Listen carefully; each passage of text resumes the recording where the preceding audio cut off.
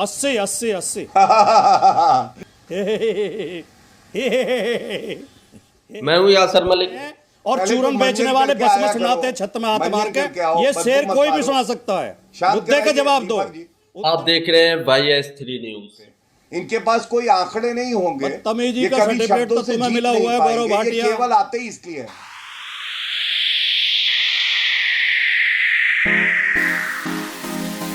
गोदी मीडिया एंकरों की बेइज्जती के साथ साथ बीजेपी के प्रवक्ताओं की भी बेइज्जती खूब होती है डिबेट के अंदर, और खास तौर पर गौरव भाटिया को तो आप लोग जानते ही हैं। आए दिनों बीजेपी के प्रवक्ता गौरव भाटिया की विपक्षी कोई ना कोई प्रवक्ता बेइज्जती कर ही देता है। ऐसे ही एक डिबेट में समाजवादी पार्टी के प्रवक्ता राजकुमार भाटी ने गौरव भाटिया की इतनी बेइज्जती की है, शायद ही पहले कभी इतनी बेइज्जती हुई हो। और कमेंट के जरिए ये भी बताकर जाइए कि सबसे पहले डिबेट के अंदर कौन शुरुआत करता है बीच में बोलने की, कौन शुरुआत करता है बदतमीजी की। देखिए, जैसा कि अभी प्रियंका जी कह रही थी बिहार के संदर्भ में, उत्तर प्रदेश में विपक्ष की सबसे बड़ी पार्टी हम हैं, और हम ही भारतीय जनता पार्टी की जो सांप्रदायिक नीतियां हैं, देश विरोधी नीतियां, जन विरोधी नीतियां, उनसे हम ही लड़ रहे हैं।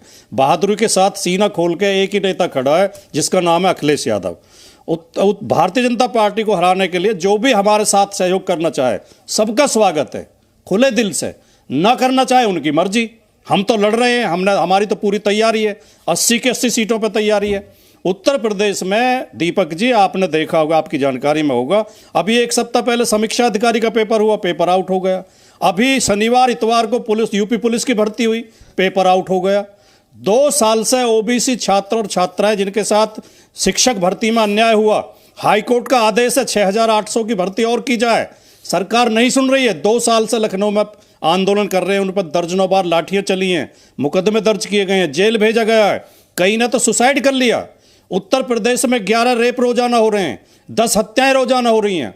उत्तर प्रदेश में आवारा जानवरों का इतना आतंक है, कहीं बंदर आदमी पर हमला कर रहे हैं, कहीं कुत्ते हमला कर रहे हैं, कहीं सांड मार रहा है आदमी को, रोजाना किसी ना किसी की मौत हो रही है। और उत्तर प्रदेश सरकार मगन है, कुछ सुन नहीं रही, सुनवाई नहीं कर रही। उत्तर प्रदेश के हालात देश में सबसे ज्यादा खराब हैं, सबसे ज्यादा अपराध यहाँ है, सबसे ज्यादा भ्रष्टाचार यहाँ है। अस्पतालों में दवाई नहीं है, स्ट्रेचर नहीं है, एम्बुलेंस नहीं है, डॉक्टर नहीं है।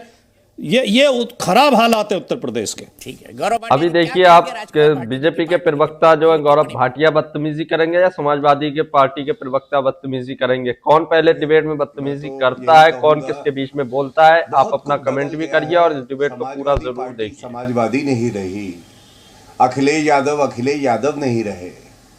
मैं आपको बताऊं, याद करिएगा दीपक जी, एक समय था यही मुख्तार अंसारी और अफजल अंसारी समाजवादी पार्टी को ज्वाइन करने की बात करते हैं, तो अखिलेश यादव उम्र में कम रहे होंगे लेकिन हिम्मत थी, उन्होंने कहा ये पार्टी में आएंगे नहीं, शिवपाल यादव जी ज्वाइन करा रहे थे और उसके बाद ज्वाइनिंग नहीं हुई थी। ये क्या दर्शाता है? ये दर्शाता है कि चलो हिम्मत थी उनमें, लेकिन जैसे जैसे उम्र बढ़ी उनको समझ में आ गया कि गुंडों के साथ रहना है, भ्रष्टाचार करना है, और इसलिए आज जो 11 सीटों की घोषणा करी है, 2 बड़ी बातें सामने आई। पहली, कांग्रेस पार्टी से कोई बातचीत विमर्श नहीं हुआ है। ये कैसा घमंडिया गठबंधन है, एक तरफा पहले भी करी थी, एक तरफा अभी भी करी। दूसरी बात, इसमें एक नाम है अफजल अंसारी का। अब बताइए, दोष सिद्ध है ये व्यक्ति और उसको पार्टी का प्रत्याशी बनाते हैं। इसका मतलब गुंडा राज तो ये चाहते खुले में हो, क्योंकि जब जब गुंडे पनपते हैं तब तक समाजवादी पार्टी की पंचर साइकिल में हवा थोड़ी भर जाती है। दूसरी बात देखिए, समाजवादी पार्टी के राष्ट्रीय अध्यक्ष अखिलेश यादव का आज का बयान है। उन्होंने कहा कांग्रेस की भारत तोड़ो अन्याय यात्रा में मैं तब आऊंगा जब पहले सीट शेयरिंग हो जाएगी। इसका मतलब एक तरफ भारतीय जनता पार्टी की पूरी तैयारी है और दूसरी तरफ समाजवादी पार्टी और कांग्रेस पार्टी अभी भी बातचीत कर रहे हैं। दीपक जी, कोई बड़ी बात नहीं है, चुनाव का परिणाम आ जाए, 2029 में कोई गठबंधन हो जाए यूपी के लड़कों का, जैसे पहले हुआ था और मात खाई थी। ये गौरव भाटिया जी कह रहे हैं कि 2029 के लिए बातचीत चल रही है। मैंने जो प्रश्न उठाए थे एक का भी जवाब तो नहीं आया। यही असलियत है भारतीय जनता पार्टी की। हिंदू मुसलमान करने लगे, हिंदू मुसलमान, इन्हें पीडीए पता नहीं है पीडीए क्या है। आज जो 11 टिकट हुए हैं वो 11 के 11 पीडीए से हैं। 11 के 11 पीडीए के टिकट हैं। पीडीए जीतेगा, पीडीए एनडीए को हराएगा, पीडीए के प्रति समाजवादी पार्टी समर्पित है। पीडीए के साथ जो भारतीय जनता पार्टी रोज अन्याय कर रही है, रोजाना 6800 टीचर की भर्ती क्यों नहीं हो रही, जबकि हाईकोर्ट का आदेश है? क्योंकि वो पिछड़े वर्ग के हैं। पिछड़े वर्ग से इस पार्टी को इतनी नफरत है, इन्हें इतनी घृणा है, और दूसरी घृणा इन्हें मुसलमान से है। 11 टिकटों में एक मुसलमान होगा तो उस पर भी आपत्ति है। समाजवादी पार्टी अपने रास्ते पर चलेगी, अपने मुद्दे पर चलेगी, अपनी विचारधारा पर चलेगी, पीडीए को मजबूत करेगी, सामाजिक न्याय के लिए लड़ेगी और धर्मनिरपेक्षता का झंडा उठाए रखेगी। ये कितनी गाली देते रहे हमें, हम हिंदू सीटें कितनी आएंगी पूछ सकते हैं सपा प्रवक्ता हमें इस देश को आजाद। इनकी सीटें कितनी आएंगी, अनुमान लगवाइए, बताएंगे राजकुमार और बताइए कितनी सीटें आएंगी आप? 80 80 80 80 80। अब मैं उत्तर दूं? हाँ देखिए,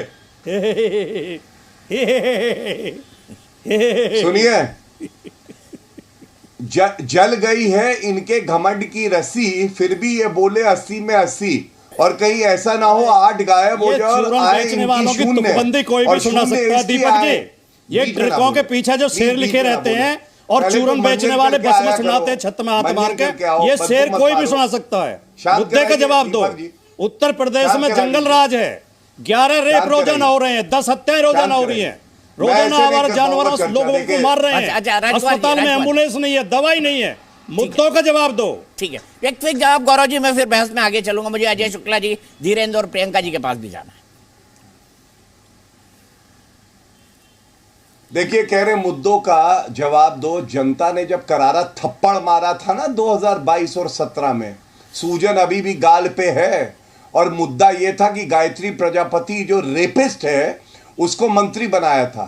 मुद्दा यह है कि गरीबों को लूट के सफाई महोत्सव होता था। मुद्दा यह है दंगे होते थे हर रोज। योगी आदित्यनाथ जी का डंडा जब चला, कुलदीप सेंगर, चिन्मयानंद, प्लीज बीच में मत बोलो, फिर मैं चुप हो जाऊंगा ना। नाम याद ये लोग क्या है ना, बदतमीज लोग हैं, ये यही करने आते हैं यहाँ पे।